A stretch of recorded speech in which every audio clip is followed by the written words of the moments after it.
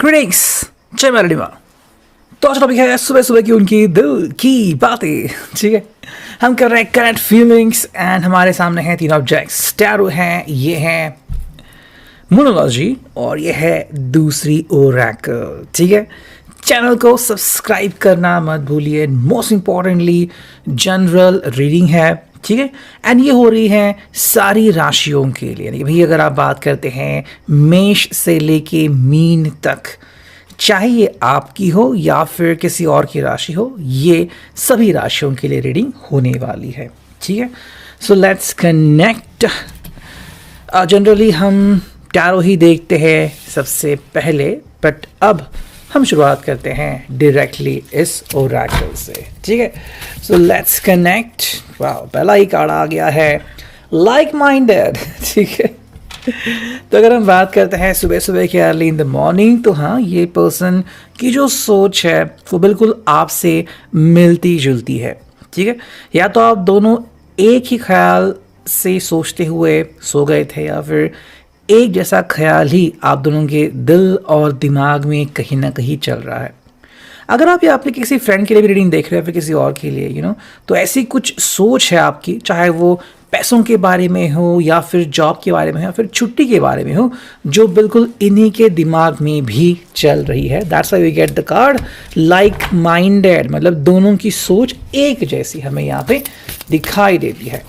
अब बात करते हैं दूसरे कार्ड की, ये है makeup sex. Okay, so that's another one. I think ये पर्सन जो है वो काफ़ी ज़्यादा उत्तेजित है। ठीक है, एंड कुछ ऐसे ख्याल उसके दिल और दिमाग में छा गए हैं। इट्स लाइक अगर ये मोस्टली उनके लिए एप्लीकेबल है जो काफ़ी दिनों से मिले नहीं हैं या फिर काफ़ी दिनों बाद वो मिलने वाले हैं, यानी कि मे बी कहीं पे ब्रेकअप हुआ था या फिर बातें ही नहीं चल रही थी। अब यहाँ पे क्या हो रहा है कि ये पर्सन जो है वो कल्पनाएं कर रहा है। ठीक है, एंड उसके हिसाब से भी अगर आप दोनों दोबारा से मिलते हैं या फिर it's all about your being married and likewise, तो कहीं ना कहीं ये आपके साथ कुछ पल रोमांटिकली बिताना चाहता है। हाँ, ये रोमांटिक से भी परे जा सकता है, बट ये कम्प्लीटली आपके ऊपर डिपेंड है। ठीक है, अब बात करते हैं तीसरे कार्ड की। यस, ठीक है, चलो देखते हैं क्या इंट्यूशंस मिलते हैं।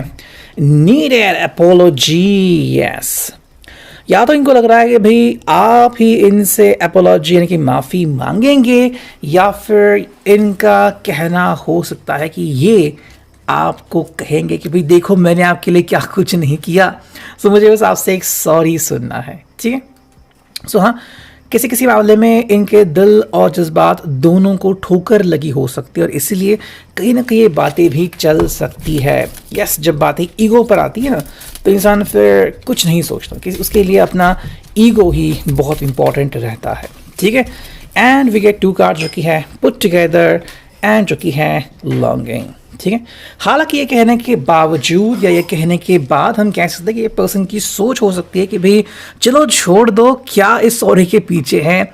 अब जब मिलना हो रहा है तो यूं ही मिलते रहते हैं या फिर जो भी गिले शिकवे उनको मिटाते हैं। ठीक है, एंड यहाँ पे बात है लॉन्गिंग की, तो हाँ, ये बस चाहता है कि आप दोनों का जो सफ़र है वो ही कंटिन्यू रहे, आप दोनों के बीच की जो टेंशन है वो हमेशा के लिए मिट जाए। ठीक है, तो ये बात, ये जज्बात हमें यहाँ पे दिखता है। अब थोड़ा सा अगर इसकी तरफ हम ध्यान देते हैं जो कि है मोनोलॉजी, देखते हैं यहाँ पे हमें क्या कार्ड्स मिलते हैं। पहला है your hard work is paying off, new moon in Capricorn. ठीक है, तो आई थिंक कहीं ना कहीं ये पर्सन की सोच ऐसी है कि भाई ये बहुत मेहनत कर रहा है, चाहे फाइनेंशियली हो, चाहे अपने करियर में हो या फिर रिश्ते के लिए हो, तो कहीं ना कहीं ये चाहता है कि आप भी इसको समझें। कई बार मान लो ये ऑफिस से लेट आ रहा है, फिर फ्रेंड्स के साथ थोड़ा टाइम बिताया, तो कई बार लगता है कि भाई फ्रेंड्स के लिए ही टाइम बिता रहा है, बट जब बहुत ज़्यादा दिल और दिमाग में टेंशन होता है, ऐसे में टेंशन रिलीज़ करने का भी समय तो मिलना ही चाहिए। मैं नहीं कह रहा हूँ कि ये 100% राइट है, बिकॉज आपके साथ एग्जैक्टली क्या हो रहा है, आपको कितना समय मिल रहा है खुद के लिए, ये भी तो मैटर करता है ना। तो ऐसे में बहुत सारी सोच यहाँ पे आ सकती है। नेक्स्ट है fiery climax approaches full moon in Aries. हाँ, कहीं ना कहीं थोड़ी सी सोच ये भी है कि जब आप दोनों मिलेंगे या फिर बातें होगी, बहुत ज़्यादा उत्तेजना बढ़ सकती है, या फिर कहीं ना कहीं अपोलॉजी का सीन भी आ सकता है कि भाई जैसे आपने सोचा था कि मैं मौज कर रहा हूँ, मस्ती कर रहा, ऐसा कुछ भी नहीं है, सो यू नीड टू से सॉरी, ये भी बात यहाँ पे आ सकती है। ठीक है, और दो कार्ड्स है, luck is on your side, that is Sagittarius, and hold your vision, fixed moon. ठीक है, मतलब किसी भी चीज़ को कंप्लीट नहीं अपनी माइंड में फिक्स कर, उनके साथ सभी चीज़ें कभी भी बदल सकती हैं, जो कि एक्चुअली एक अच्छी बात है। एंड इनका बस यही कहना है कि भाई लक जो है वो भी इनके साइड में है, जो कि एक काफ़ी सही बात है। Okay, now let's connect to it, देखते हैं हमें क्या रीडिंग मिलता है। And here we go with the tarot. पहला कार्ड है द हायरोफेंट, ठीक है, इसको रखते हैं यहाँ पे। सेकंड कार्ड जो यहाँ पे मिला है वो है डेथ, ठीक है। एक कार्ड और लेते हैं जो कि है ace of cups. We got the fourth card, सिर्फ 4 कार्ड ही लेते हैं हम। ओके, 2 कार्ड मिले यहाँ पे, सो दोनों ही लेंगे। 8 ऑफ वॉन्ड्स एंड द सन, ठीक है। सो 5 कार्ड की ये रीडिंग होने वाली है। Let's connect to it. देखो भाई, शुरुआत तो हो गई है हायरोफेंट से, तो ये जो है काफ़ी जज्बाती हमें दिखते हैं एंड पैशनेट भी दिखते हैं। टॉरस का साइन है, जज्बाती होना भी लाजमी है एंड कहीं ना कहीं पैशन, बिकॉज ज़्यादातर आपने देखे होंगे तो जो सिंगर्स हैं वो टॉरस के साइन के अगर होते हैं तो काफ़ी ज़्यादा उनके आवाज़ में हमें पैशन दिखती है।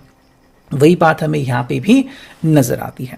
देखो, सबसे ज़रूरी बात ये कहता है कि भाई हाँ, कहीं ना कहीं आप दोनों का जो वे आउट है, मतलब जो दोनों सोच रहे हो काफ़ी लंबे अरसे से, अगर हो सके तो, कि किस तरह से आपकी जो सोच है आपकी रियल ज़िंदगी में परावर्तित हो रही है। क्या जैसे आपने सोचा था बिल्कुल वैसे ही आपकी ज़िंदगी जारी है, या फिर आपके जीवन में ऊबड़ खाबड़ रास्ते आ रहे हैं। ऐसे कुछ लोग कहते हैं कि भाई मैं तो कॉर्पोरेट में हूँ, या फिर मैं यहाँ पे हूँ, मैं एक डॉक्टर हूँ, मैं एक वकील हूँ, जो भी हूँ, ठीक है, मैंने जो सोचा था बिल्कुल ज़िंदगी वैसे ही जारी है।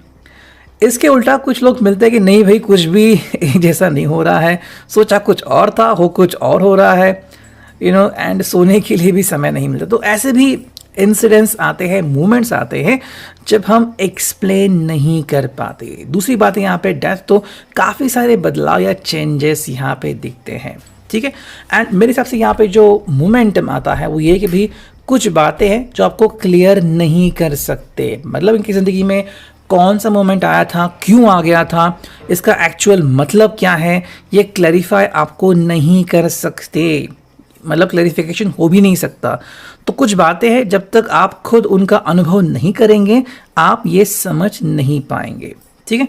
जैसे कि मान लेते हैं कहीं पे जॉब कर रहा है, किसी व्यक्ति ने इनको कुछ डांटा, भला बुरा कहा, जब आपको पता लगता है आप कह सकते कि भाई मैं अगर वहाँ पे होता, मैं होती तो मैं कुछ और कहती, ठीक है भाई, आप कह सकते थे।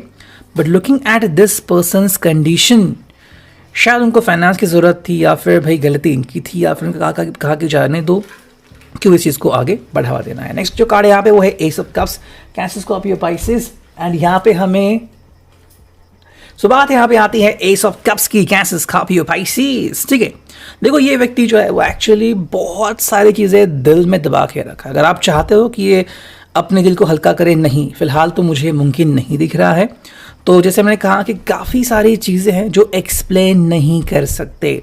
अब अगर इस कार्ड को आपको कहीं किसी तरह से समझना है तो यूँ ही समझिए कि एक एग्जाम्पल देता हूँ आपको।